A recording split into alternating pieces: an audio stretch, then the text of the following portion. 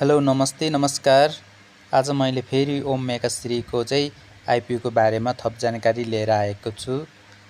यो ओम मेकाश्रीको चाहिँ आज कति किता कारोबार भयो, कति मूल्यमा भयो, आजसम्म चाहिँ कति कारोबार भयो त सबै जानकारी लिएर आएको छु।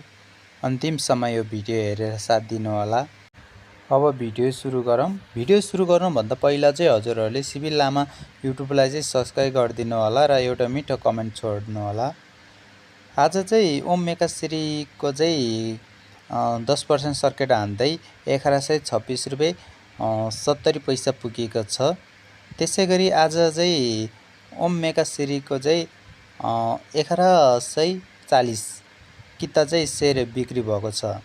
जस यो बिहिबारको भन्दा चाहिँ अलिकति कम भएको छ। बिहिबारमा चाहिँ 1250 किता कारोबार भएको थियो।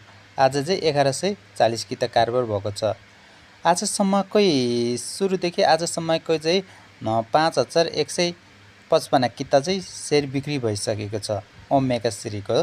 त्यसै गरी आज सबैभन्दा बढी बाई गर्नेमा चाहिँ ब्रोकर नम्बर 57 रहेको छ।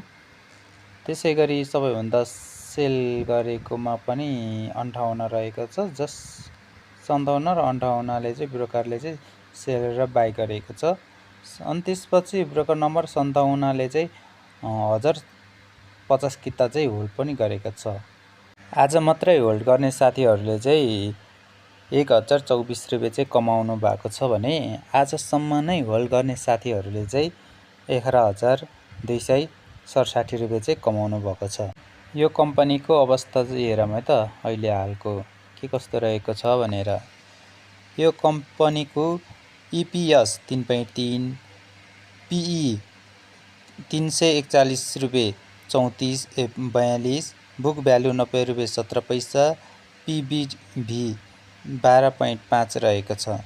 यस्तै भिडियोहरू हेर्नका लागि सिबिल लामा युट्युबलाई सब्स्क्राइब गरिदिनु होला र कुन भिडियो हेर्न चाहनुहुन्छ कमेन्टमा कमेन्ट गरिदिनु होला है त।